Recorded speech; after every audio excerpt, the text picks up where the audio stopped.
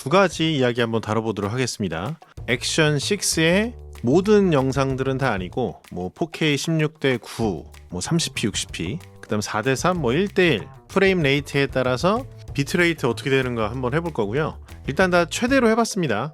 몇 가지 카메라를 같이 한번 비트레이트를 보겠는데요. 그리고 한편으로는 저런 것도 있어요. 비트레이트가 누구한테 중요할까 이런 생각을 해봤는데, 영상 내에서 굉장히 움직임이 많고 액션이 많을 때 이게 또 비트레이트가 낮다 보면 제가 방금 말씀드린 것 같은 상황에서 문제가 사실 되는 거거든요. 아바타 2랑 포켓부터 한번 보여드리고 싶은데, 제가 이제 상업에서 고프로를 거의 안 쓰기 시작한 시점이 있거든요. 그게 바로 아바타 2 때인데, 제가 특정 어떤 촬영에서, 그러니까 그걸 매년 해오던 촬영이 있었거든요. 근데 아바타를 쓰고 나서 되게 좋은 평을 받았어요. 제가 그때부터 아바타 2를 적극적으로 쓰기 시작했는데, 아바타 2도 어쨌든 액션캠이 전 들어가 있다고 생각하는데 그게 화질의 기준이거든요. 아바타 2 4대3 4K 60p 1대, 아마 이게 최대 비트레이트일 텐데 그거 한번 볼게요.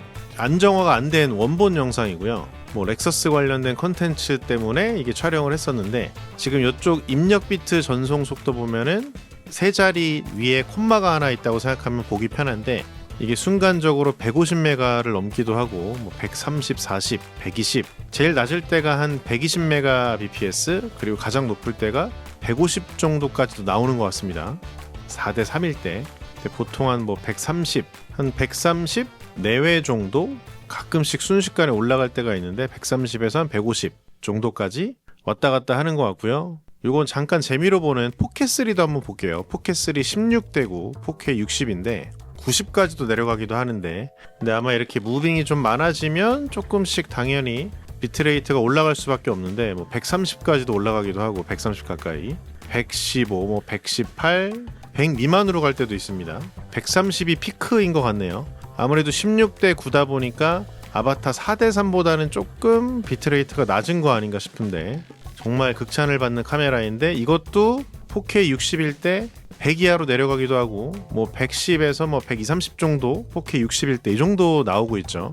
이게 아마 제가 제일 먼저 찍었던 액션 5 프로 영상일 거예요. 4대3으로 자이로 플로 돌리기 전인데, 비트레이트 옵션 선택하는 옵션이 없을 때여가지고 진짜 많이 내려가긴 합니다. 막 70까지도 보이고요, 100까지 올라가기도 하고 60대가 보이기도 하네요. 무빙이 생기기 시작하면 80 전후 뭐 90까지도 올라가고, 한 7, 80, 90, 60이 순간적으로 보이기도 하고 90까지도 올라가기도 하고, 근데 100을 넘어가지는 않는 것 같습니다.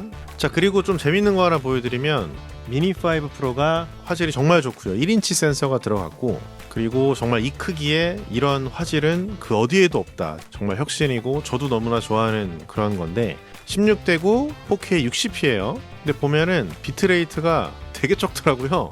제가 알기로는 이것도 비트레이트 높음으로 선택했던 것 같은데, 100이 넘기기도 하는데 8, 90선이에요. 8, 90선 100 한 번씩 넘기는데 70대가 보이기도 하고, 이 사이즈에서는 이 정도 화질을 볼 수가 없는데, 앞에 좀 많이 쓸데없는 얘기를 까는 것 같기도 한데, 아마 언젠가는 컨텐츠로 좀 뽑고 싶은 아이폰 16 프로 맥스에서 블랙매직 캠이라는 그 앱을 쓰면 그 10비트 로그 촬영이 가능한데, 화질 진짜 좋거든요. 올해 한 6개국 7개국 정도를 뭐 촬영 때문에 출장을 다녔었는데, 가는 데마다 조금씩 제가 찍어놨었어요, 영상을. 그래서 진짜 좀 정말 개인적으로는 진짜 아이폰 화질 미쳤다라고 할 정도로 정말 감동을 했었거든요. 화질 너무 괜찮아가지고.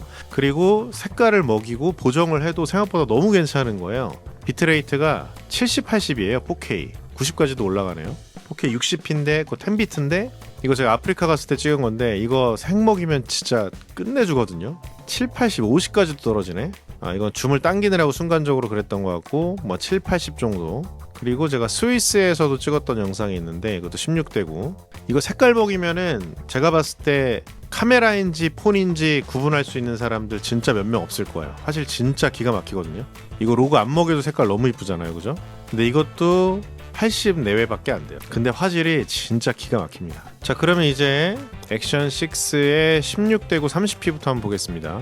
아까 이제 봤던 것들이 60p 위주니까 60p를 좀 보고서 보면은 여러분들이 조금 더 비교가 쉽게 되겠다. 그래서 60p부터 볼게요. 자, 4K 60p일 때 100 100을 넘어가는 순간도 있고요. 90, 90, 70, 80, 16대9, 90. 그러니까 대충 이 정도면은 최대일 때 뭐 준수한 편이다, 나쁘지 않다 말씀드릴 수 있을 것 같고, 자 그 다음에 16대9 4K 30p를 한번 볼게요. 색깔 먹였을 때 이때는 70, 60대도 떨어지고 70, 60, 70, 30p일 때 60, 70, 30p일 때 80도 잠깐 나오는데 대체로 한 70 내외 정도인 것 같습니다. 얼추 당연히 30p니까 비트레이트가 내려갈 수밖에 없겠죠. 또 다른 16대9, 자 요거는 70. 자 실내 화질 괜찮고요. 고프로에서는 아마 이 정도만 해도 안부 쪽에 노이즈가 약간씩 올라올 텐데 깔끔합니다. 얼굴 가려주시고 70, 70 내외 30p일 때 80을 순간적으로 넘어가는 순간도 있는데 어쨌든 70, 80 왔다 갔다 하는 것 같고요. 자 4대3 4K 30p도 한번 해볼게요. 4대3. 자 4대3일 때는 한 80까지 올라가네요. 그쵸? 위아래로 늘어났으니까 80 내외 90까지도 올라가고 80, 70, 80, 90. 자 그러면 이번에는 1대1일 때 24p 한번 가볼게요. 락스테드를 키면은 모서리가 잘려나갑니다. 근데 이런 모션이 엄청나게 많은 영상에서 사실 비트레이트가 되게 중요한 건데 1대1에서 90, 24p입니다. 90, 100도 넘어가고요. 70 갔다가 90, 80, 90, 뭐 얼추 90, 뭐 대충 90 정도, 100까지도 올라가는 순간이 좀 있는 것 같고요. 그 다음에 모서리가 안 잘려나간, 안정화가 안 들어간 버전. 자 이것도 한 90 정도, 모션이 많으니까 약간 더 올라갔다가 100이 넘어가는 순간도 잠깐 있고요. 무빙이 좀 많아지니까 110까지도 찍네요. 110, 90, 100 가까이 갔다가 그죠?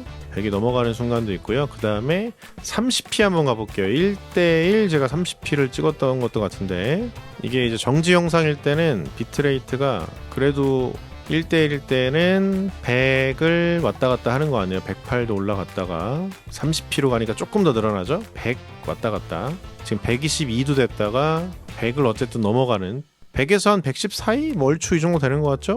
그러면 이번에는 1대1 60p 한번 가볼까요? 1대1 60p 했더니 그 다음에 제가 막 팔을 휘저으니까 비트레이트가 많이 올라가는데 140도 쳤다가 150 가까이 올라갔다가 130, 130, 130, 145, 160, 140. 자 그리고 고프로도 한번 볼까요? 섞어가지고 8대7이에요. 이 영상이 8대7 60p니까 액션이나 얘나 얼추 비슷한 것 같네요. 그죠? 100 왔다 갔다 130 갔다가 120, 120, 이것도 비트레이트 최대거든요. 140도 가끔씩 올라가긴 하네요. 110, 120, 140, 100, 나노 4대3 용량 표준이에요. 표준. 저 얘는 표준으로 찍습니다. 오래 찍는 용으로 쓰고 있어가지고. 근데 얘가 제가 봤을 때 화질이 솔직히 말하면 액션 5 프로랑 거의 똑같은 것 같거든요.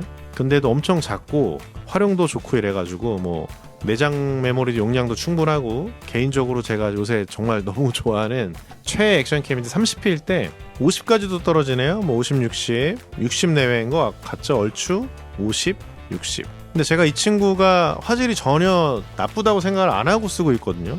아마도 액션 5 프로 초창기가 대충 비트레이트가 이랬겠죠. 30p에서 나노 무지하게 만족하고 사용하고 있습니다. 좀 생뚱맞은 비교일 수가 있는데 제가 요새 너무나 좋아하는 미러리스 카메라가 하나 있는데 파나소닉 S1 마크 2라고 6K 오픈 게이트, 그러니까 대략 장축 6000에 짧은 축 4000, 6K니까 픽셀 개수로 치면은 4K 한 3배 정도 되거든요. 64, 24, 2400만 화수잖아요.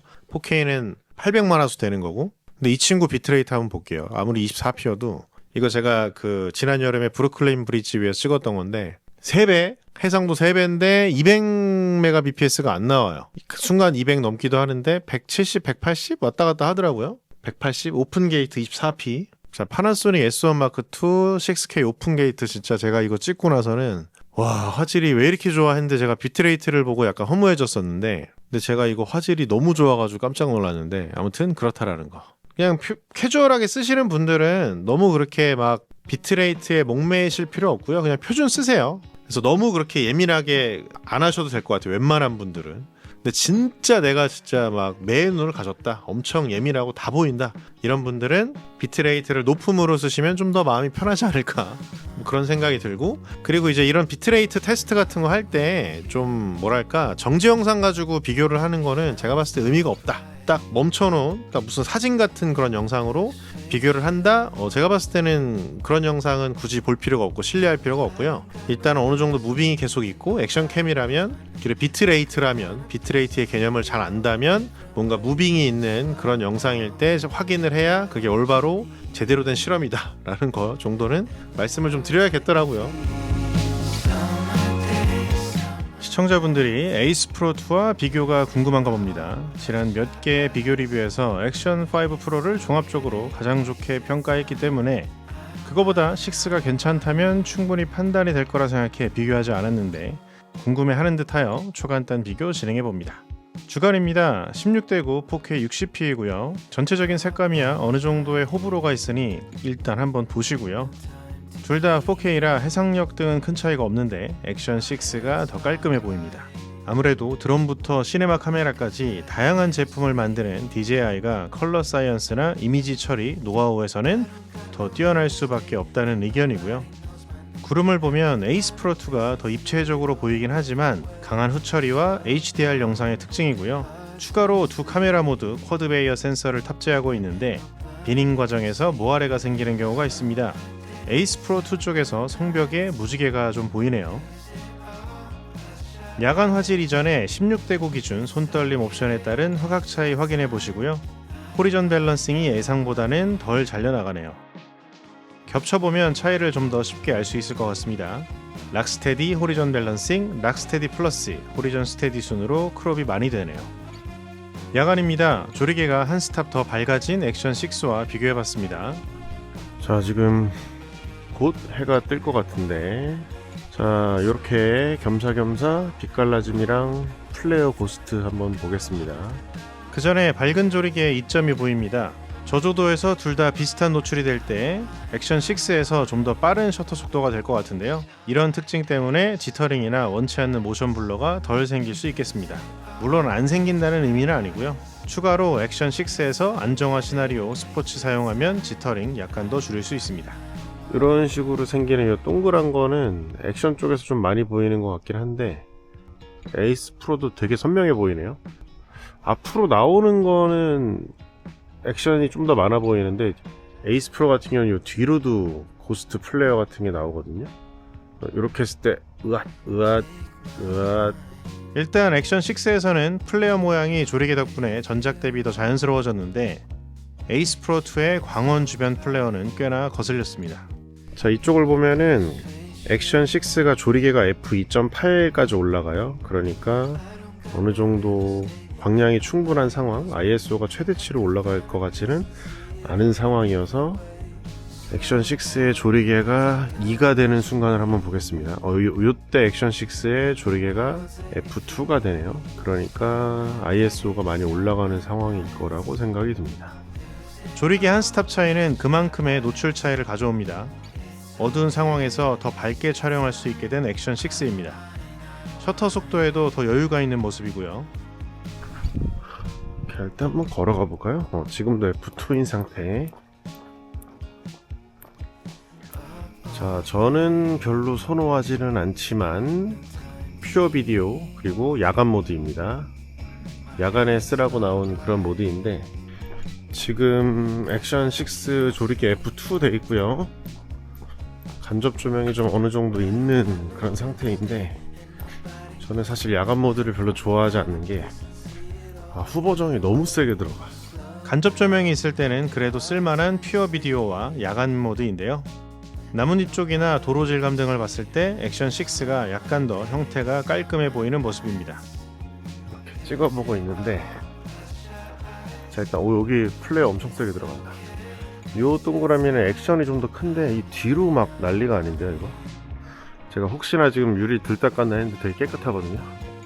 그러니까 이 앞쪽으로 이렇게 생기는 것들이 이제 동글동글한 거는 액션 6가 좀 많은데 에이스 프로 같은 경우는 앞쪽은 좀 적지만 뒤에가 막 우와. 자, 이렇게 야간 모드 한번 찍어보고 있고 하늘이 조금씩 색깔이 올라오네요. 현수막 디테일이나 벽면 장식 등은 원본이 더 좋을 액션 6가 후처리 후에도 더 괜찮은 모습입니다.